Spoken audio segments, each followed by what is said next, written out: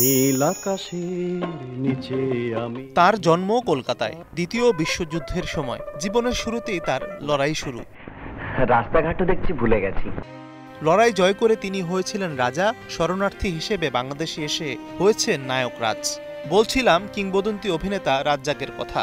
তিনি একাধারে একজন অভিনেতা, প্রযোজক ও পরিচালক। ২০১৭ সালের আজকের এই দিনে হৃদরোগে আক্রান্ত হয়ে না ফেরার দেশে চলে যান নায়ক রাজ্জাক।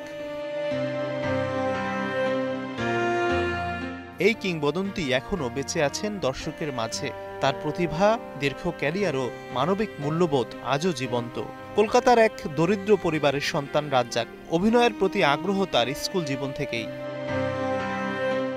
রাজ্জাক মাত্র ১৯ বছর বয়সে বিবাহ বন্ধনে আবদ্ধ হন। কয়েক বছর পর পরিবারে আসে সন্তান। ঠিক সেই সময় ১৯৬৪ সালের সাম্প্রদায়িক অশান্তির ছায়া কলকাতার আকাশে নেমে আসে।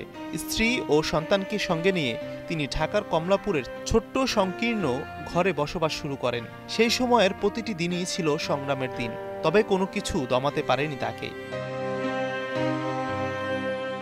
১৯৬৬ সালে ১৩ নম্বর ফেকু ওস্তাগার লেন সিনেমায় শুরু ছোট্ট একটি চরিত্রের মাধ্যমে।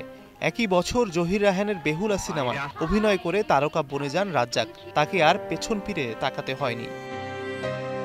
৭০ ও ৮০-র দশকে শাবানা, ববিতা ও কবরীর সঙ্গে তার রসায়ন বাংলা সিনেমার ইতিহাসে স্মরণীয় হয়ে আছে।